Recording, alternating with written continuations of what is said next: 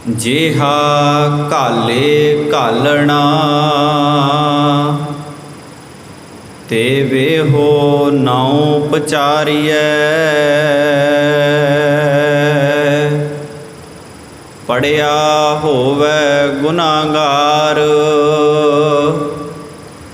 तां ओमी साध न मारिय। जेहा कालै कालना तेवे हो नाउ पचारिय।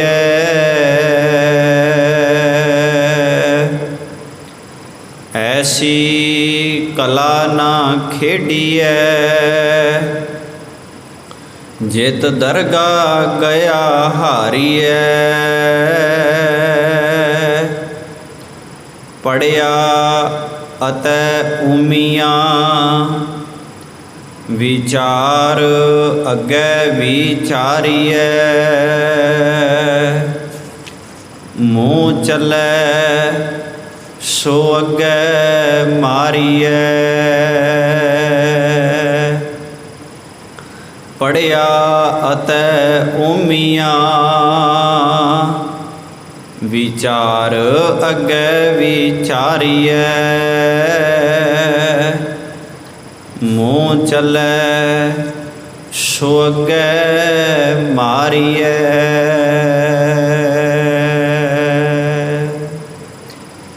वाहिगुरु जी का खालसा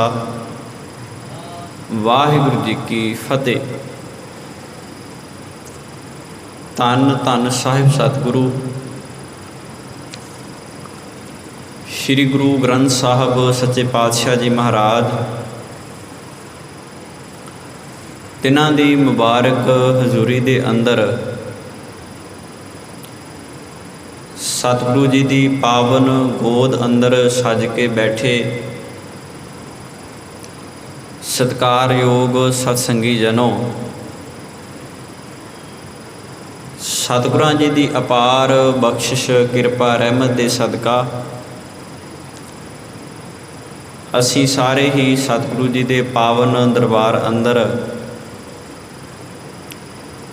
इन्हां शामां वेले दे दीवानां विच हाज़रियां भर रहे हाँ। मेरे तो पहलां तुसीं भाई साहब होरां जी दे जथे पासों सतगुरु जी दी बाणी दे इलाही कीर्तन नूं बड़े प्यार अते सत्कार नाल श्रवण कर रहे सी। अज जिस पौड़ी दा पावन पाठ मैं आप जियां दे नाल साझा कीता है,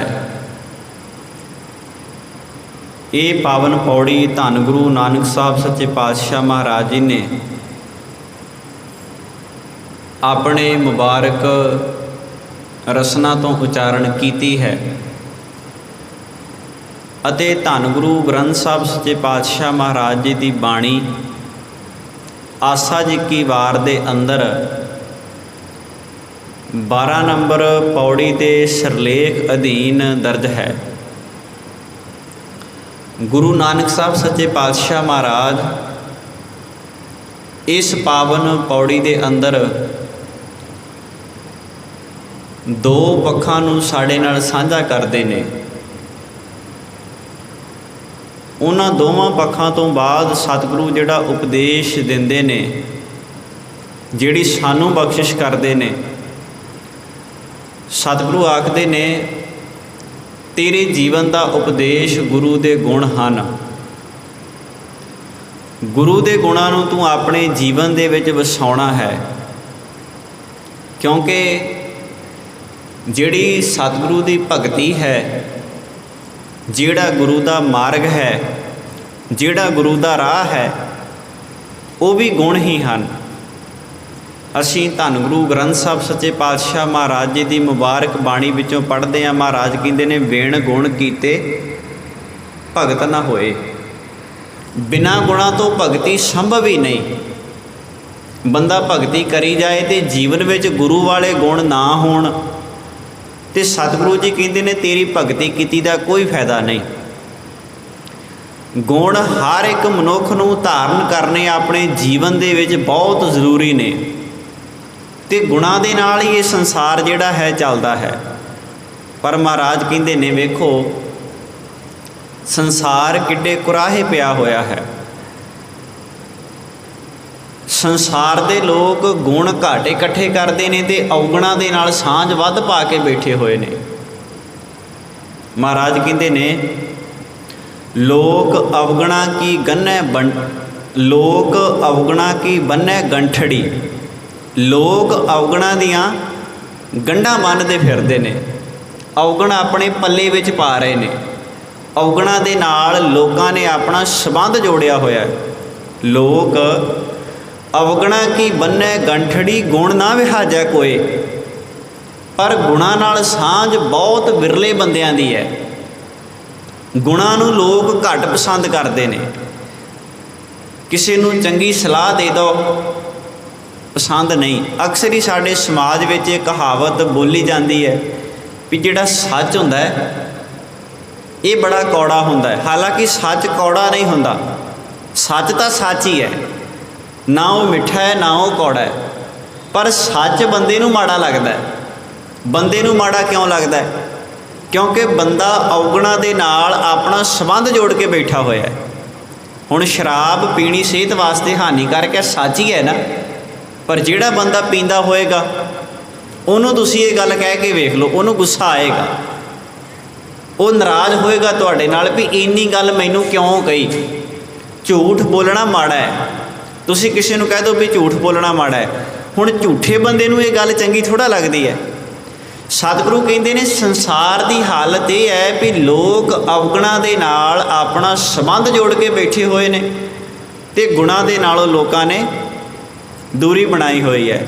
ਤੇ ਇੱਕ ਗੱਲ ਨੂੰ ਹਮੇਸ਼ਾ ਸੰਸਾਰ ਦੇ ਲੋਕੋ ਯਾਦ ਰੱਖਿਓ, ਬੰਦੇ ਨੇ ਜੀਵਨ ਦੇ ਵਿੱਚ ਗੁਣਾਂ ਦੇ ਨਾਲ ਹੀ ਪਾਰ ਹੋਣਾ ਹੈ। ਗੁਣਾਂ ਦੀ ਜਿਹੜੀ ਬੰਦੇ ਦੇ ਕੋਲ ਗੰਠੜੀ ਹੈ, ਜਿਹੜੀ ਗੁਥਲੀ ਹੈ ਨਾ ਗੁਣਾਂ ਦੀ, ਇਹਦੇ ਨਾਲ ਹੀ ਬੰਦਾ ਸੰਸਾਰ ਦੇ ਵਿੱਚ ਭਵਜਲ ਤੋਂ ਪਾਰ ਉਤਰ ਸਕੇਗਾ।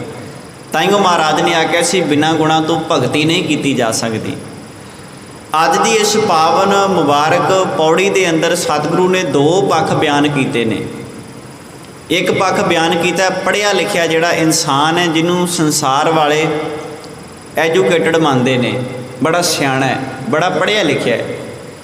ਮਹਾਰਾਜ ਨੇ ਇੱਕ ਪੱਖ ਉਹ ਬਿਆਨ ਕੀਤਾ ਹੈ। ਦੂਜਾ ਪੜ੍ਹਿਆ ਲਿਖਿਆ ਉਹ ਵੀ ਹੁੰਦਾ ਹੈ ਜਿਹੜਾ ਧਾਰਮਿਕ ਗ੍ਰੰਥਾਂ ਦਾ ਬਹੁਤ ਸਾਰਾ ਪਾਠ ਕਰ ਰਿਹਾ ਹੋਵੇ, ਧਾਰਮਿਕ ਗ੍ਰੰਥਾਂ ਦੇ ਪਾਠ ਬਾਰੇ ਜਾਣਦਾ ਹੋਵੇ, ਧਰਮ ਦੀਆਂ ਗੱਲਾਂ ਬਾਤਾਂ ਕਰਦਾ ਹੋਵੇ। ਤੇ ਸਤਿਗੁਰੂ ਨੇ ਦੂਜਾ ਇੱਥੇ ਪੱਖ ਬਿਆਨ ਕੀਤਾ। ਮਹਾਰਾਜ ਕਹਿੰਦੇ ਨੇ ਓਮੀਆਂ। ਓਮੀਆਂ ਦਾ ਮਤਲਬ ਹੁੰਦਾ ਜਿਹੜਾ ਸਿਰਫ ਓਮ ਦੀ ਜਾਣਕਾਰੀ ਰੱਖਦਾ ਹੋਵੇ, ਜਿਹਨੂੰ ਸਿਰਫ ਇਹੋ ਹੀ ਪਤਾ ਵੀ ਧਰਮ ਦਾ ਰਾਹ ਕਿਹੜਾ ਹੈ ਤੇ ਗੁਰਾਹ ਕਿਹੜਾ ਹੈ। ਜਦੋਂ ਧਰਮ ਦੇ ਰਸਤੇ 'ਤੇ ਤੁਰਨਾ ਹੈ ਤੇ ਕਿੱਦਾਂ ਤੁਰਨਾ ਹੈ। ਜਦੋਂ ਜੀਵਨ ਦੇ ਵਿੱਚ ਇਸ ਤਰੀਕੇ ਦੀ ਮੁਸੀਬਤ ਆਉਂਦੀ ਹੈ, ਕਿਸੇ ਚੀਜ਼ ਦੇ ਨਾਲ ਬੰਦੇ ਦਾ ਜੀਵਨ ਦੇ ਵਿੱਚ ਟਾਕਰਾ ਹੁੰਦਾ ਹੈ ਤੇ ਉਹਦੇ ਨਾਲ ਜੂਝਣਾ ਕਿੱਦਾਂ ਹੈ, ਗੁਣਾਂ ਨੂੰ ਆਪਣੇ ਜੀਵਨ ਵਿੱਚ ਕਿੱਦਾਂ ਲੈ ਕੇ ਆਉਣਾ ਹੈ। ਸਤਿਗੁਰੂ ਨੇ ਦੋ ਪੱਖ ਬਿਆਨ ਕੀਤੇ ਨੇ। ਮਹਾਰਾਜ ਕਹਿੰਦੇ ਨੇ ਪੜ੍ਹਿਆ ਹੋਵੇ ਗੁਨਾਹਗਾਰ। ਹੁਣ ਪੜ੍ਹਨਾ ਸੰਸਾਰ ਦੇ ਵਿੱਚ ਸਾਧ ਸੰਗਤ ਮਾੜੀ ਗੱਲ ਨਹੀਂ ਹੈ। ਮਹਾਰਾਜ ਦੀ ਬਾਣੀ ਨੇ ਇਸੇ ਕਰਕੇ ਸਾਡੇ ਨਾਲ ਇਹ ਬੋਲ ਸਾਂਝੇ ਕੀਤੇ ਸਨ। ਸਤਿਗੁਰੂ ਤਾਂ ਕਹਿੰਦੇ ਸਨ ਬਹੀਐ ਪੜ੍ਹਿਆ ਪਾਸ। ਪੜ੍ਹਿਆਂ ਦੇ ਪਾਸ ਬਹਿ ਕੇ ਤੇ ਉਹਨਾਂ ਦੇ ਕੋਲੋਂ ਕੋਈ ਚੱਜ ਦੀ ਗੱਲ ਸਿੱਖਣੀ ਚਾਹੀਦੀ ਹੈ। ਉਹਨਾਂ ਦੇ ਕੋਲੋਂ ਗੁਣਾਂ ਦੀ ਸਾਂਝ ਬਣਾਉਣੀ ਚਾਹੀਦੀ ਹੈ। ਉਹਨਾਂ ਦੇ ਨਾਲ ਬਹਿ ਕੇ ਗੁਣਾਂ ਨੂੰ ਸਿੱਖਿਆ ਜਾ ਸਕਦਾ ਹੈ। ਪਰ ਇਸ ਪਾਵਨ ਪੌੜੀ ਵਿੱਚ ਮਹਾਰਾਜ ਕਹਿੰਦੇ ਨੇ ਪੜ੍ਹਿਆ ਹੋਵੇ ਗੁਨਾਹਗਾਰ ਤਾਂ ਓਮੀ ਸਾਧ ਨਾ ਮਾਰੀਐ। ਤੇਰੇ ਨਾਲੋਂ ਤਾਂ ਉਹੋ ਹੀ ਬੰਦਾ ਚੰਗਾ ਹੈ ਜਿਹੜਾ ਧਰਮ ਗ੍ਰੰਥਾਂ ਦੀ ਸੋਝ ਹੀ ਨਹੀਂ ਰੱਖਦਾ, ਜਿਹੜਾ ਧਰਮ ਗ੍ਰੰਥਾਂ ਬਾਰੇ ਜਾਣਦਾ ਕੁਝ ਨਹੀਂ। ਹੁਣ ਇੱਕ ਉਹ ਬੰਦਾ ਹੈ ਜਿਹੜਾ ਧਰਮ ਗ੍ਰੰਥਾਂ ਦੀ ਸੋਝੀ ਰੱਖਦਾ ਹੈ। ਮੰਨ ਲਓ ਪੰਡਤ ਹੈ, ਪੰਡਤ ਧਰਮ ਗ੍ਰੰਥਾਂ ਦੀ ਸੋਝੀ ਰੱਖਣ ਵਾਲਾ ਸੰਸਾਰ ਨੇ ਮੰਨਿਆ, ਇਹਨੂੰ ਬੜੀ ਸਿਆਣਪ ਹੈ, ਪੰਡਤ ਬੜਾ ਸਿਆਣਾ ਹੈ। ਗੁਰੂ ਗ੍ਰੰਥ ਸਾਹਿਬ ਸੱਚੇ ਪਾਤਸ਼ਾਹ ਮਹਾਰਾਜ ਨੇ ਆਖਿਆ ਪੰਡਤ ਵੀ ਉਹੋ ਹੀ ਸਿਆਣਾ ਜਿਹੜਾ ਸਹੀ ਤੌਰ 'ਤੇ ਬ੍ਰਹਮ ਦੀ ਵਿਚਾਰ ਲੋਕਾਂ ਨੂੰ ਦੱਸੇ। ਸੋ ਪੜ੍ਹਿਆ ਸੋ ਪੰਡਤ ਬੀਨਾ ਜਿਨੀ ਕਮਾਣਾ ਨਾਉ। ਪੰਡਤ ਉਹੋ ਹੀ ਹੈ ਜਿਨ੍ਹਾਂ ਨੇ ਨਾਮ ਨੂੰ ਆਪਣੇ ਜੀਵਨ ਦੇ ਵਿੱਚ ਕਮਾਇਆ ਹੋਇਆ ਹੈ, ਜਿਨ੍ਹਾਂ ਨੇ ਨਾਮ ਨੂੰ ਆਪਣੇ ਜੀਵਨ ਦੇ ਵਿੱਚ ਧਾਰਨ ਕੀਤਾ ਹੋਇਆ ਹੈ। नहीं तो सतगुरु कहते बड़े इस संसार ते लोक आए जिन्हां ने केवल धर्म नूं रस्मी तौर पर मन्निया ते लोकां नूं सिर्फ लुट्टण दे वास्ते धर्म अपने जीवन दे विच अपनाया ते लुट्टण तो बाद सिर्फ धर्म वाली पौड़ी ते चढ़न दा लोकां दे सामने विखावा कीता। इस संसार की हालत रही है। गुरु अर्जन साहब सच्चे पातशाह महाराज का एक बड़ा प्यारा शब्द है धन गुरु ग्रंथ साहब सच्चे पातशाह जी की बाणी अंदर। महाराज कहते ने वेखो सिੱਖੀ का जिहड़ा राह है, जिहड़ा सिੱਖੀ का मार्ग है, जिहड़ा सिੱਖੀ का पंध है, ये बड़ा नवेकला है। सिੱਖੀ के पंध से चलन वास्ते तुहानूं इन्हां रीतां नूं इन्हां रस्मां नूं छड्डना पएगा। गुरु अर्जन साहब सच्चे पातशाह महाराज कहते ने वरत न रहो ना महरम दाना तिस सेवी जो रखै निधाना। गुरु अर्जन साहब महाराज कहते ने ना ही वरत रखण की लोड़ है तो ना ही रोजे रखण की लोड़ है। आह तुसीं वेखो अज तो थोड़े दिनों के बाद एक वरत जिहड़ा कि बीबियां दे वल्लों रखिया जाता है, अपने पति की उम्र लंबी दे वास्ते रखिया जाना है। जदों वरत रखिया जाता है तो सारा दिन औरत के वल्लों सवेर तो लैके सूरज चढ़न तो लैके सूरज डुबण तक अन्न नहीं खाधा जाता। फिर वो बारे मेथ ये प्रचलित है भी जदों औरत वरत रखती है ये नाल इहदे पति की उम्र लंबी होंदी है। हुण मैं नहीं कहता, गुरु अर्जन साहब सच्चे पातशाह महाराज जी का फैसला है। सतगुरु कहते हैं जिहड़ा सिख हुंदा है ना, सिख उन्होंने इहो जिहे कर्मकांड करन दी लोड़ नहीं पैंदी। तुसीं बड़े सियाणे बैठे हो, बड़े सूझवान हो, एक बारी सोच के वेखियो भी जे भला वरत रखण दे नाल पति की उम्र लंबी हुंदी होवे ते तुहानूं की लगदा भी माता गुजर कौर गुरु तेग बहादुर साहब जी की लंबी उम्र के वास्ते वरत ना रखदे। जिदन सतगुरु जी आनंदपुर साहब की धरती तो चले सन, माता गुजर कौर नूं पता सी ना भी किहड़ा रस्ता है, कितना औखा राह होएगा, पता नहीं वापस मेरे पति ने आना है कि नहीं आना। जे किते वरत रखण दा सच्ची पति की उम्र लंबी हुंदी होवे ते माता गुजर कौर ने वरत जरूर रखना सी। जिस दिन धन गुरु अर्जन साहब सच्चे पातशाह महाराज जी नूं लाहौर गिरफ्तार किया जाता है, अगला हुक्म यह भी दे दिता जाता है भी उन्हां दे परिवार नूं भी फड़ लिया जाए, उन्हां नूं जुर्माना भी लाया जाए, उन्हां दी जमीन जायदाद कुर्क की जाए। माता गंगा जी जानते सन जिहड़ी लाहौर की जालम हुकूमत अज इत्थों तक पहुँची हुई है, ये गुरु अर्जन साहब सच्चे पातशाह महाराज जी नूं शहीद जरूर करेगी। की माता गंगा जी अपने पति की लंबी उम्र वास्ते वरत नहीं सन रख सकते? ये सिर्फ एक पखंड है। धन गुरु ग्रंथ साहब सच्चे पातशाह महाराज जी की बाणी आखदी है, छोड़ै अन्न करै पाखंड ना सुहागण ना ओरंड।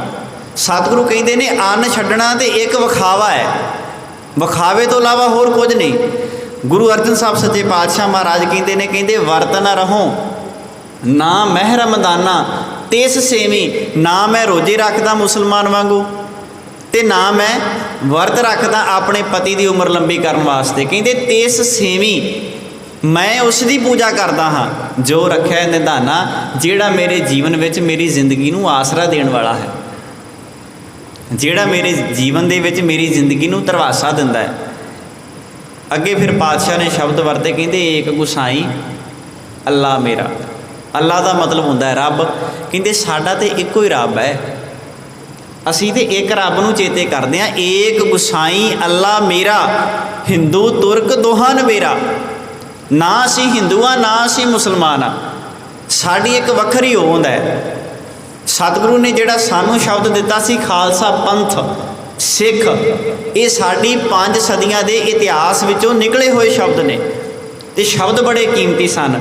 महाराज कहते ने ना असीं हिंदू हाँ ना असीं मुसलमान हाँ, असीं ते एक अकाल पुरख की पूजा करते हैं, एक अकाल पुरख नूं अपने जीवन दे विच चेते करते हैं। ये है सिੱਖੀ का न्यारापन। सिੱਖੀ इसे करके न्यारी है बाकी सारे धर्मां नालों, इसे करके सिख किसी विच नहीं रलते।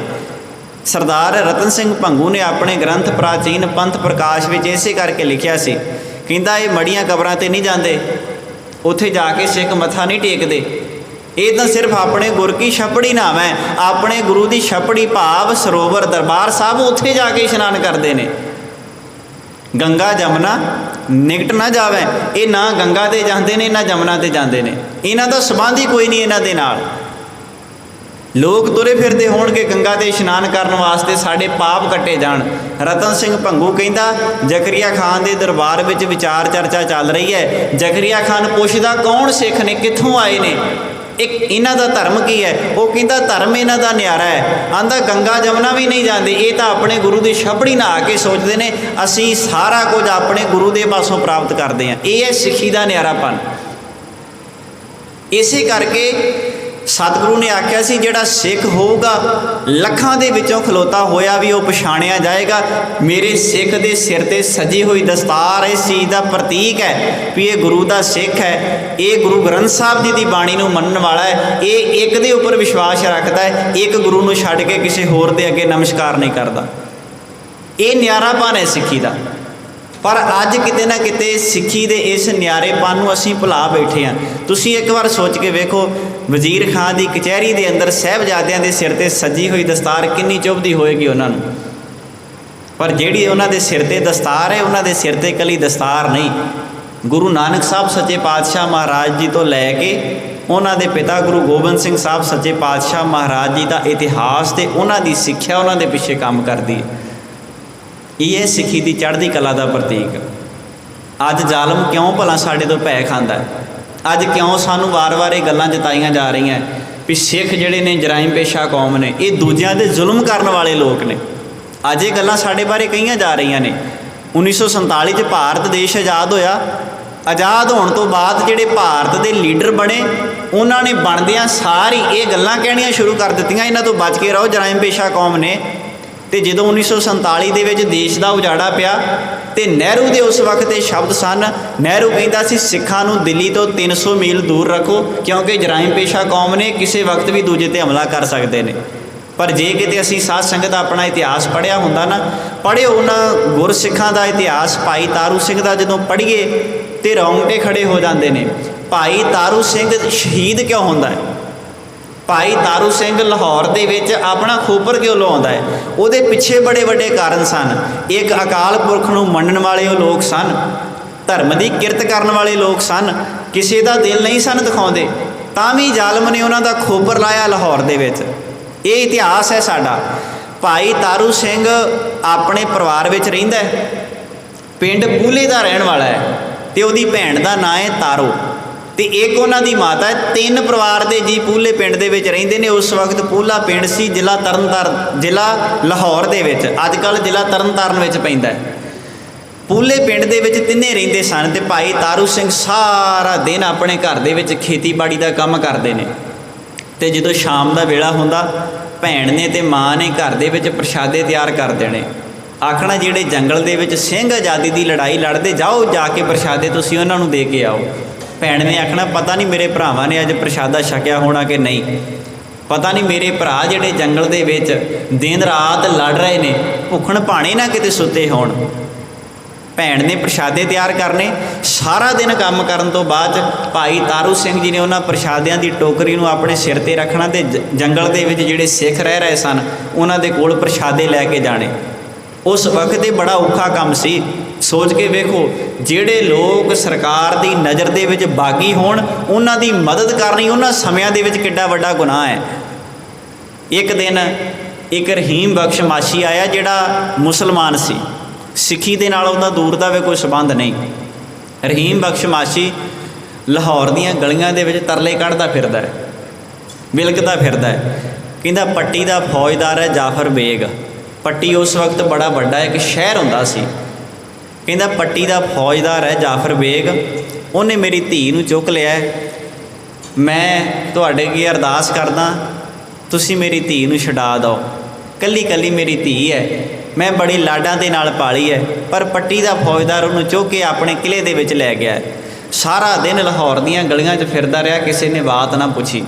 हुण तुसीं वेखो मुसलमान दी धी है, एक मुसलमान दी धी है, धी दा धर्म ही मुसलमान है, एक चुकण वाला भी मुसलमान है। सिखां दा ते कोई दूर दा भी संबंध नहीं सी।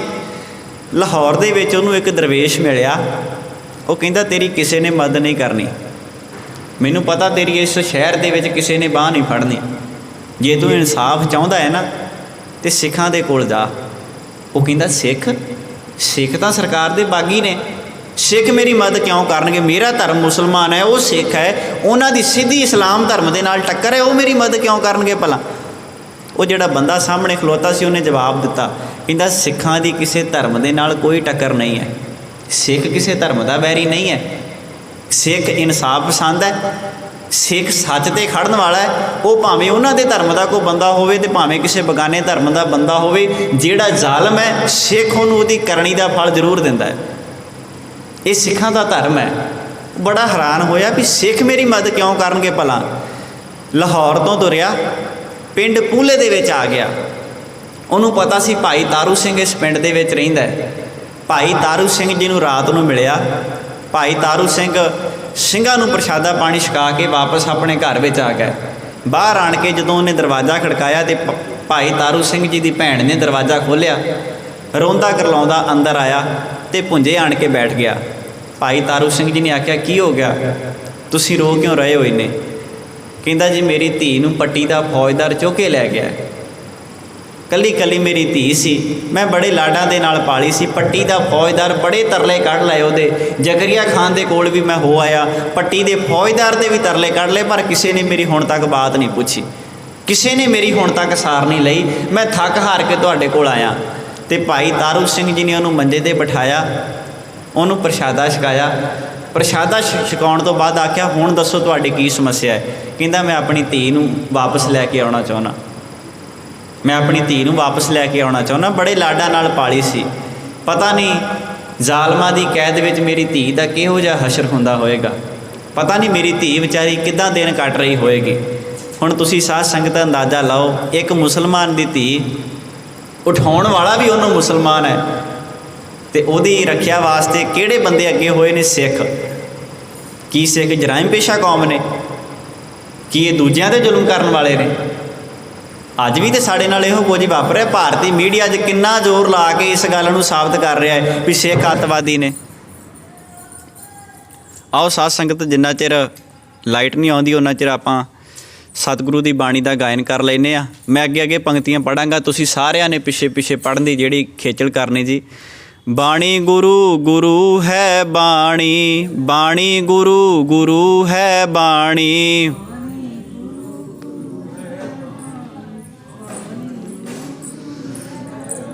विच बाणी अमृत सारे, विच बाणी अमृत सारे,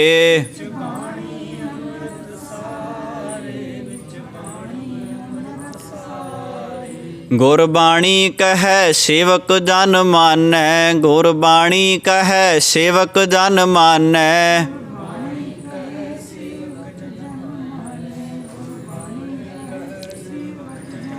परतख गुरु निस्तारे, परतख गुरु निस्तारे,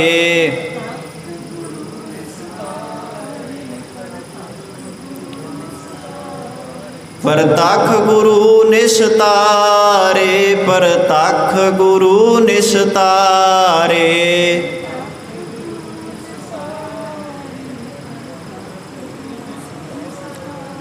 आओ एक बार फिर अपन मन बिरतियां नूं एकागर करिए।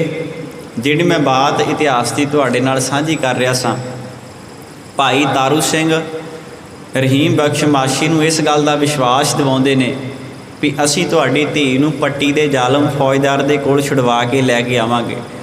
भाई तारू सिंह जिदन अगले दिन जंगल दे विच सिखां नूं प्रशादा देण वास्ते पहुँचे, उन्हां सिखां दे विच गल कीती।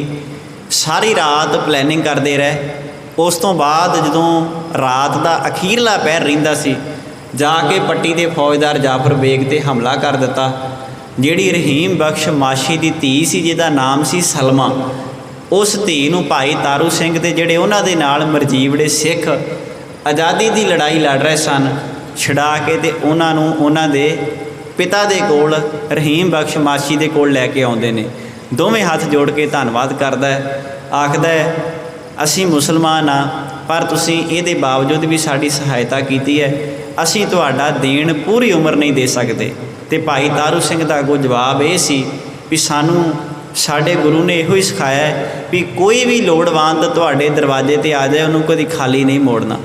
ਹੋਵੇ ਲੋੜਵੰਦ, ਲੋੜ ਉਹਦੀ ਸੱਚੀ ਹੋਵੇ, ਤੁਹਾਡੇ ਦਰਵਾਜ਼ੇ 'ਤੇ ਹੱਥ ਅੱਡ ਕੇ ਆ ਜਾਵੇ, ਉਹਨੂੰ ਕਦੀ ਖਾਲੀ ਨਹੀਂ ਮੋੜਨਾ। ਇਹ ਸਾਡੇ ਗੁਰੂ ਦੀ ਰਹਿਮਤ ਹੈ ਸਾਡੇ 'ਤੇ। ਅਤੇ ਸਾਧ ਸੰਗਤ, ਇਹੋ ਹੀ ਭਾਈ ਤਾਰੂ ਸਿੰਘ ਜਿਹੜੇ ਆਪਣੇ ਮਰਜੀਵੜੇ ਸਿੱਖਾਂ ਦੇ ਨਾਲ ਆਜ਼ਾਦੀ ਦੀ ਜੰਗ ਲੜਦੇ ਸਨ, ਉਸ ਤੋਂ ਬਾਅਦ ਉਹਨਾਂ ਨੂੰ ਪੂਲੇ ਪਿੰਡ ਦੇ ਵਿੱਚੋਂ ਇਸੇ ਦੋਸ਼ ਦੇ ਤਹਿਤ ਗ੍ਰਿਫਤਾਰ ਕੀਤਾ ਜਾਂਦਾ ਹੈ ਅਤੇ ਗ੍ਰਿਫਤਾਰ ਕਰਨ ਤੋਂ ਬਾਅਦ ਉਹਨਾਂ ਨੂੰ ਲਾਹੌਰ ਲਿਜਾਇਆ ਜਾਂਦਾ ਹੈ। ਅੱਜ ਵੀ ਲਾਹੌਰ ਸ਼ਹਿਰ ਦੇ ਵਿੱਚ ਭਾਈ ਤਾਰੂ ਸਿੰਘ ਜੀ ਦੀ ਉਸ ਯਾਦ ਨਾਲ ਸੰਬੰਧਿਤ ਇੱਕ ਛੋਟੀ ਜਿਹੀ ਯਾਦਗਾਰ ਬਣੀ ਹੋਈ ਹੈ, ਜਿੱਥੇ ਉਹਨਾਂ ਦਾ ਖੋਪਰ ਲਾਹ ਕੇ ਅਤੇ ਉਹਨਾਂ ਨੂੰ ਸ਼ਹੀਦ ਕਰ ਦਿੱਤਾ ਜਾਂਦਾ ਹੈ। ਮੈਂ ਇਸ ਕਰਕੇ ਇਤਿਹਾਸ ਦੀ ਬੇਨਤੀ ਤੁਹਾਡੇ ਨਾਲ ਪਾ ਰਿਹਾ, ਕਿਉਂਕਿ ਸਾਨੂੰ ਵੀ ਸਾਡੇ ਇਤਿਹਾਸ ਬਾਰੇ ਜਾਣਕਾਰੀ ਹੋਣੀ ਚਾਹੀਦੀ ਹੈ। ਅੱਜ ਜਿਹੜੀਆਂ ਸਾਡੇ 'ਤੇ ਤੋਹਮਤਾਂ ਲਾਈਆਂ ਜਾ ਰਹੀਆਂ ਨੇ, ਭਾਵੇਂ ਕਿ ਸਰਕਾਰੀ ਮੀਡੀਆ ਇਸ ਗੱਲ ਦਾ ਪ੍ਰਚਾਰ ਕਰ ਰਿਹਾ ਹੈ, ਭਾਵੇਂ ਕਿ ਕੁਝ ਲੋਕ ਇੱਕ ਪ੍ਰਾਪੇਗੰਡੇ ਦੇ ਅਧੀਨ ਸਾਨੂੰ ਅੱਤਵਾਦੀ, ਸਾਨੂੰ ਵੱਖਵਾਦੀ, ਸਾਨੂੰ ਦੂਜਿਆਂ 'ਤੇ ਜ਼ੁਲਮ ਕਰਨ ਬਾਰੇ ਦੱਸ ਰਹੇ ਨੇ, ਅਸੀਂ ਆਪਣੇ ਇਤਿਹਾਸ ਤੋਂ ਜਾਣੂ ਹੋ ਕੇ ਇਹਨਾਂ ਗੱਲਾਂ ਦਾ ਮੂੰਹ ਤੋੜ ਜਵਾਬ ਦੇ ਸਕੀਏ ਵੀ ਅਸੀਂ ਅੱਤਵਾਦੀ ਨਹੀਂ, ਅਸੀਂ ਤਾਂ ਉਹ ਲੋਕ ਹਾਂ ਜਿਨ੍ਹਾਂ ਦੇ ਦਰ 'ਤੇ ਆਏ ਹੋਏ ਲੋਕ ਕਦੀ ਖਾਲੀ ਨਹੀਂ ਮੁੜੇ। ਇਹ ਸਾਡਾ ਇਤਿਹਾਸ ਹੈ। ਗੁਰੂ ਤੇਗ ਬਹਾਦਰ ਸਾਹਿਬ ਸੱਚੇ ਪਾਤਸ਼ਾਹ ਮਹਾਰਾਜ ਜੀ ਦੇ ਦਰਬਾਰ ਅੰਦਰ ਹਿੰਦੂ ਆਉਂਦੇ ਨੇ, ਸਤਿਗੁਰੂ ਉਹਨਾਂ ਨੂੰ ਖਾਲੀ ਨਹੀਂ ਮੋੜਦੇ। ਗੁਰੂ ਤੇਗ ਬਹਾਦਰ ਸਾਹਿਬ ਸੱਚੇ ਪਾਤਸ਼ਾਹ ਮਹਾਰਾਜ ਜੀ ਨੇ ਸ਼ਹਾਦਤ ਹੀ ਕਿਸੇ ਦੂਜੇ ਧਰਮ ਦੀ ਖਾਤਰ ਕੀਤੀ ਹੈ। ਅਸੀਂ ਇਨਸਾਫ ਪਸੰਦ ਲੋਕ ਹਾਂ, ਸਾਨੂੰ ਜਰਾਇਮ ਪੇਸ਼ਾ ਨਾ ਕਹੋ, ਸਾਨੂੰ ਨਾ ਮਜਬੂਰ ਕਰੋ ਇਹੋ ਜਿਹੇ ਕੰਮ ਕਰਨ 'ਤੇ। ਅਸੀਂ ਆਪਣੇ ਗੁਰੂ ਦੀ ਭੈ ਭਾਵਨੀ ਵਿੱਚ ਰਹਿਣਾ ਜਾਣਦੇ ਹਾਂ ਅਤੇ ਅਸੀਂ ਆਪਣੇ ਗੁਰੂ ਦੀ ਭੈ ਭਾਵਨੀ ਵਿੱਚ ਰਹਿਣਾ ਹੈ ਸਦਾ। ਅਸੀਂ ਆਪਣੇ ਗੁਰੂ ਨੂੰ ਛੱਡ ਕੇ ਕਿਸੇ ਹੋਰ ਬੰਨੇ ਨਹੀਂ ਜਾਣਾ। ਜੇ ਕੋਈ ਜ਼ਾਲਮ ਹੋਵੇ, ਭਾਵੇਂ ਉਹ ਸਿੱਖੀ ਦੇ ਵਿੱਚ ਹੋਵੇ, ਜੇ ਕੋਈ ਜ਼ਾਲਮ ਹੋਵੇ ਭਾਵੇਂ ਉਹ ਕਿਸੇ ਦੂਜੇ ਧਰਮ ਦੇ ਵਿੱਚ ਹੋਵੇ, ਇਹ ਸਾਡਾ ਧਰਮ ਹੈ। ਅਸੀਂ ਜ਼ਾਲਮ ਨੂੰ ਸਬਕ ਜ਼ਰੂਰ ਸਿਖਾਉਣਾ ਹੈ, ਅਸੀਂ ਜ਼ਾਲਮ ਨੂੰ ਸੋਧਾ ਜ਼ਰੂਰ ਲਾਉਣਾ ਹੈ। ਇਹ ਸਾਡਾ ਧਰਮ ਹੈ। ਜੇ ਅੱਜ ਸਾਡੇ ਪੰਜਾਬ ਦੀ ਧਰਤੀ 'ਤੇ, ਪੰਜਾਬ ਤੋਂ ਬਾਹਰ ਗੁਰੂ ਗ੍ਰੰਥ ਸਾਹਿਬ ਸੱਚੇ ਪਾਤਸ਼ਾਹ ਮਹਾਰਾਜ ਜੀ ਦੀ ਬੇਅਦਬੀ ਕਰੇਗਾ, ਸਿੱਖ ਦਾ ਪਹਿਲਾ ਫਰਜ਼ ਬਣਦਾ ਹੈ ਵੀ ਉਸ ਬੰਦੇ ਨੂੰ ਉਹਦੀ ਬਣਦੀ ਹੋਈ ਸਜ਼ਾ ਜ਼ਰੂਰ ਦੇਣੀ ਚਾਹੀਦੀ ਹੈ। ਇਹ ਸਿੱਖ ਦਾ ਪਹਿਲਾ ਫਰਜ਼ ਹੈ। ਜਿੱਦਣ ਸਾਡੇ ਪਿਓ ਦੀ ਪੱਗ ਨੂੰ ਕੋਈ ਹੱਥ ਪਾਉਂਦਾ, ਅਸੀਂ ਅੱਗਾ ਪਿਛਾ ਨਹੀਂ ਵੇਖਦੇ। ਇਹ ਸਾਡਾ ਪਿਓ ਹੈ, ਇਹਦੀ ਖਾਤਰ ਸਾਡੇ ਪਿੱਛੇ ਇੱਕ 5 ਸਦੀਆਂ ਦਾ ਇਤਿਹਾਸ ਖਲੋਤਾ ਹੋਇਆ। ਜਿਹੜਾ 5 ਸਦੀਆਂ ਦਾ ਇਤਿਹਾਸ ਇਹਦੇ ਪਿੱਛੇ ਕੰਮ ਕਰਦਾ ਹੈ, ਸਿੱਖ ਨੇ ਉਸ ਇਤਿਹਾਸ ਤੋਂ ਪ੍ਰੇਰਣਾ ਲੈਣੀ ਹੈ। ਅਤੇ ਇਹ ਵਰਤਾਰਾ ਇਕੱਲਾ ਅੱਜ ਦਾ ਨਹੀਂ, ਬੜੇ ਲੰਮੇ ਸਮੇਂ ਪਿੱਛੇ ਤੁਸੀਂ ਜਾ ਕੇ ਵੇਖੋਗੇ ਇਹ ਵਰਤਾਰਾ ਉਦੋਂ ਦਾ ਹੀ ਤੁਰਿਆ ਆਉਂਦਾ। ਮੱਸੇ ਰੰਘੜ ਨੇ ਬੇਅਦਬੀ ਕੀਤੀ ਸੀ। 2 ਸੂਰਮੇ ਸਨ, ਸੁੱਖਾ ਸਿੰਘ ਅਤੇ ਮਹਿਤਾਬ ਸਿੰਘ, ਜਿਨ੍ਹਾਂ ਨੇ ਮੱਸੇ ਰੰਘੜ ਨੂੰ ਉਹਦੀ ਕਰਨੀ ਦਾ ਫਲ ਭੁਗਤਾਇਆ ਸੀ। ਜਰਨਲ ਵੈਦਿਆ ਵਰਗਾ ਆਇਆ ਅਤੇ ਭਾਈ ਸੁੱਖਾ ਦੇ ਭਾਈ ਜਿੱਦਾਂ 2 ਸੂਰਮੇ ਸਨ, ਜਿਨ੍ਹਾਂ ਨੇ ਜਰਨਲ ਵੈਦਿਆ ਨੂੰ ਉਹਦੀ ਬਣਦੀ ਹੋਈ ਸਜ਼ਾ ਦਿੱਤੀ। ਇਹ ਸਾਡਾ ਇਤਿਹਾਸ ਹੈ। ਅਸੀਂ ਆਪਣੇ ਇਤਿਹਾਸ ਤੋਂ, ਸਤਿਗੁਰੂ ਗੁਰੂ ਗ੍ਰੰਥ ਸਾਹਿਬ ਸੱਚੇ ਪਾਤਸ਼ਾਹ ਮਹਾਰਾਜ ਜੀ ਦੀ ਬਾਣੀ ਤੋਂ ਪ੍ਰੇਰਨਾ ਲੈ ਕੇ ਅੱਗੇ ਵਧਣਾ ਹੈ, ਤਾਂ ਕਿ ਅਸੀਂ ਆਪਣੀ ਕੌਮ ਨੂੰ ਹੋਰ ਚੜ੍ਹਦੀ ਕਲਾ ਵਾਲੇ ਪਾਸੇ ਲੈ ਕੇ ਜਾਈਏ, ਤਾਂ ਕਿ ਅਸੀਂ ਆਪਣੀ ਕੌਮ ਨੂੰ ਹੋਰ ਬੁਲੰਦੀਆਂ ਵਾਲੇ ਪਾਸੇ ਲੈ ਕੇ ਜਾਈਏ। ਸੋ ਆਪ ਸਰਬੱਤ ਸੰਗਤ ਦਾ ਧੰਨਵਾਦ, ਜਿਨ੍ਹਾਂ ਨੇ ਸਮੇਂ ਵਿੱਚੋਂ ਸਮਾਂ ਕੱਢ ਕੇ ਗੁਰੂ ਦਰਬਾਰ ਵਿੱਚ ਹਾਜ਼ਰੀਆਂ ਭਰੀਆਂ ਨੇ। ਹੋਈਆਂ ਭੁੱਲਾਂ ਚੁੱਕਾਂ ਦੀ ਖਿਮਾ। ਸਮਾਂ ਸਮਾਪਤ ਹੈ। ਜੇ ਕੋਈ ਬਾਤ ਕਾਠ ਲੱਗੀ ਹੋਵੇ, ਗੁਰੂ ਅਤੇ ਗੁਰੂ ਦੀ ਸੰਗਤ ਬਖਸ਼ਣਯੋਗ ਹੈ ਜੀ, ਬਖਸ਼ ਲੈਣਾ। ਭੁੱਲਾਂ ਚੁੱਕਾਂ ਦੀ ਖਿਮਾ। ਅੰਤ ਵਿੱਚ ਬੁਲਾਓ ਫਤਿਹ ਗੱਜ ਕੇ ਆਖੋ ਜੀ, ਵਾਹਿਗੁਰੂ ਜੀ ਕਾ ਖਾਲਸਾ, ਵਾਹਿਗੁਰੂ ਜੀ ਕੀ ਫਤਿਹ।